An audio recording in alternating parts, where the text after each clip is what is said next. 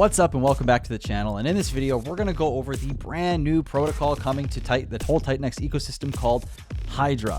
Now we've got the entire white paper here, and instead of going through each one of these segments, I'm going to go over the big pieces that you need to understand. And of course, there's much more to it. There's so much more to understand than just what we're going to go over today. But I'm going to give you the simplistic overview to make sure you know exactly how Hydra operates, and you can begin making decisions for yourself or begin coming up with strategies for how you might want to tackle Hydra. Like I said, instead of starting with the white paper, I'm going to summarize all these first 4 sections here with a simple diagram. So this is the Hydra flowchart I've created. And the biggest thing you need to understand first, and that's fantastic for a lot of you, I know that with a lot of you for Hyper, you're a little disappointed that ETH was chosen to be used instead of TITANX. But finally, you have it. Now, to mint Hydra, or to mine Hydra, sorry, you use TITANX, okay? So these miners are going to be between 1 and 88 days. Simple stuff. TITANX, use for 1 to 88 days, and I believe you can do up to a 10,000 power miner, which means that essentially instead of doing like 1 to 100 miners, you do 1 miner worth 10,000. And it's worth the same instead of having these crazy high gas costs. And I remember for Hyper specifically, the gas costs were so much cheaper just because you didn't have a million miners to try and batch claim all at one time. So love that feature. Okay, but it's all here in the white paper as well. First step, obviously, we're going to mine Hydra using Hyper. You're going to choose your day. And then from there, this is where things underneath the surface move, or how they move. Okay, now when the TITANX comes in for Hydra, for mining, it gets split, okay? So 92% of that TITANX goes to the Hydra buy and burn, okay? And then it gets moved around in various different ways, okay? So TITANX, you mine it to get Hydra. That TITANX, 92% of it gets used in the Hydra buy and burn immediately, okay? Now, the first thing it does is it takes 20% of that TITANX and it sends it to the TITANX staking vault, okay? Now, why is that cool? Why is that important? Why do we even need to care about that? Well, this is going to be a very critical piece to understand as we go deeper into Hydra, okay? And we may get there in this video, we may not. We'll see. But that is going to allow TITANX to earn more ETH from the staking payouts, which will buy more TITANX off the market, which stakes more and buys and burns more TITANX as well. So it's doing a whole hell of a lot. So this is, we could do a whole video on just this alone, but just to keep things simple, 20% is sent to the TITANX staking vault, which has a big impact over time, especially as time goes on and as prices rise and as this whole ecosystem kind of comes back to life on all fronts in terms of mining. So that's step 1. So 20% of this TITANX that's sitting in the Hydra buy and burn goes and gets sent to the TITANX staking vault, okay? Then from there, we get a split, okay, or we get 80% of the TITANX goes to buy TITANX, okay? So you can think about this as like 100% of the TITANX in the buy and burn, 80% goes to buy TITANX up off the market, and 20% goes to the staking vault, okay? So this is big. That means all this TITANX, or 80% of the TITANX in the buy and burn, is going to go and buy up TITANX. That's pretty cool. Now, this is where things split again. So now you have all the TITANX that was bought from this TITANX or from the TITANX in the Hydra buy and burn, and then that gets split. So 80% of that goes to buy Hydra.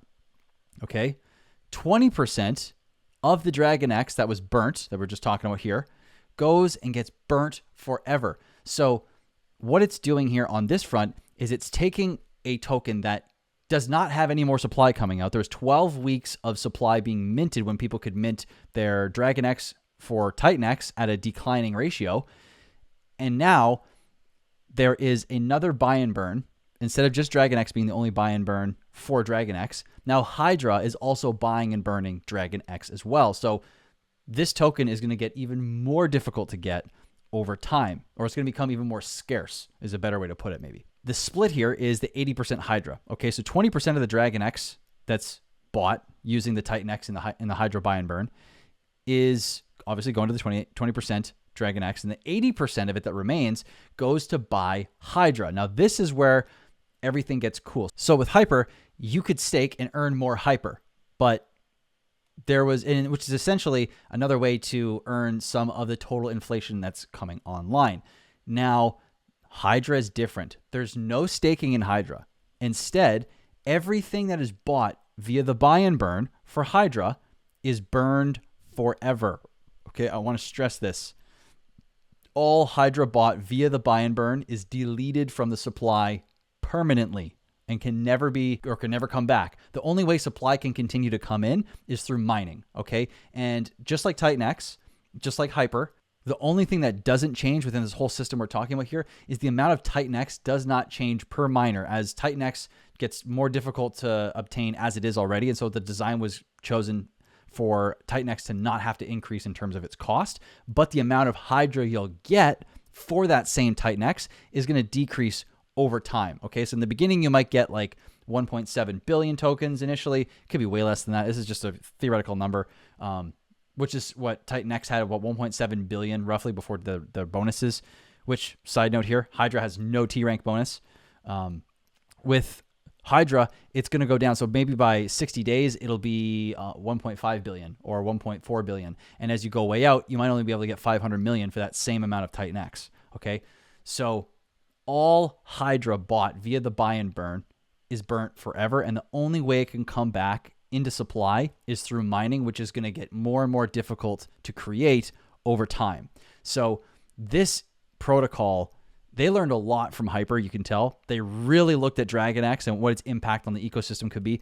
And they really looked at what is the optimal way to utilize TITANX, or what is the optimal token to use for Hydra. I think they hit the nail on the head with this. I think they knocked it out of the park. But we're not done yet. So now we have the Vortex. Now, if you remember with Hyper, okay, we have the Vortex, which is the buy and burn. And we're going to go to the Vortex here. So every 98 days, all of the ETH and TITANX that's collected from the mining originally and from some of the buy and burn is placed into the Vortex. And every 98 days, it is used to buy TITANX and then buy Hyper. And then is also used to just take the TITANX and just buy and burn the Hyper. Okay, same concept here, except this is where the 8% of the original TITANX that came into mining goes to the Vortex. 10% of all the DragonX bought goes to the Vortex as well, right? So now, from here on day 98, so every 98 days, again, same system. Every 98 days, the Vortex is going to kick off. And this time, it's going to be just on the first 98 days versus Hyper waited like a cycle. It skipped the first 98 days. So this one's going to go right off the hop. First 98 days. It's going to take the TITANX, buy DragonX, buy Hyper, and then burn it. The DragonX is going to go to buying Hydra, and then it's going to go and burn that forever. Okay? So this system is really trying to create the original concept that Jake had talked about, Jake Sharp, the founder of TITANX, had talked about in terms of the Archimedes lever. Now, I would go look up that concept to understand a little bit more if you want to understand what I mean by that. But what this is essentially saying is it is creating a downstream compounding effect on the other pieces in this ecosystem that it's attached to.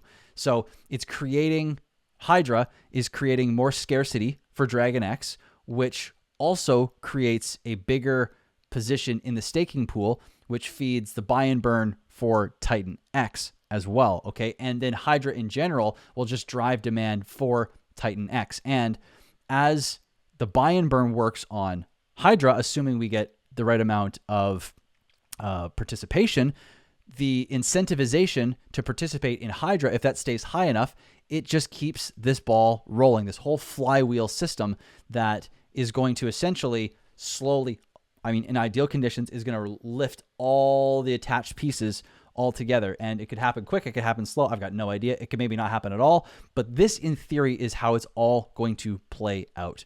Okay. Now, there's a couple other things here to keep in mind. And what I'll do for this flowchart is I'm going to export this and I will place this on Drive or Sheets or some place where you guys can get a hold of it and you guys can look at it.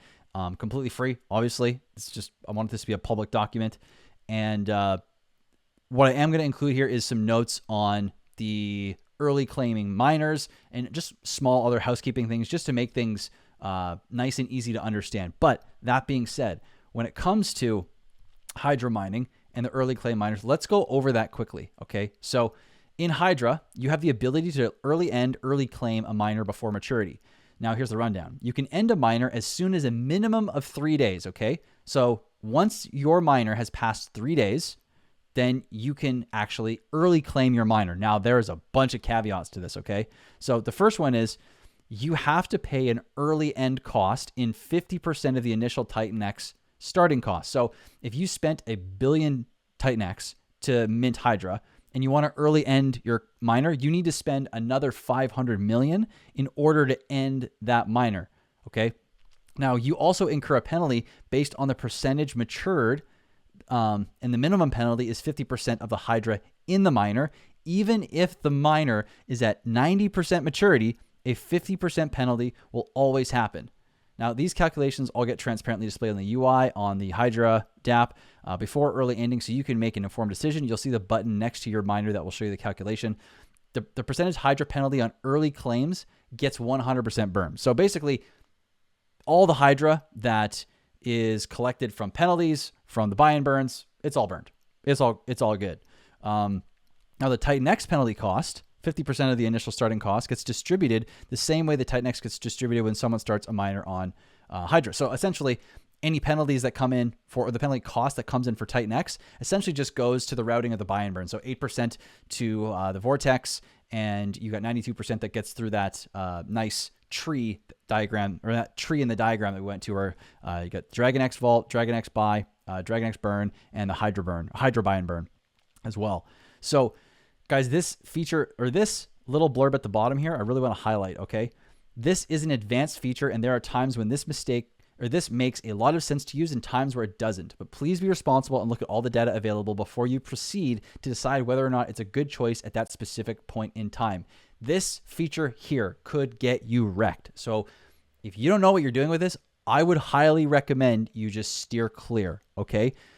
I don't think most people are going to understand this completely. So I would say for most people, don't touch this. This is like EESing or emergency end staking a hex stake that you stake for like 15 years after any time before the halfway point is supposed to, okay? You're going to get wrecked unless you know exactly what you're doing and why you're doing it.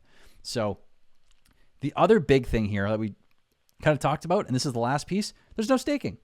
There's no staking in Hydra. Okay, so it's just fast-paced buy and burn mining action. Gotta love it.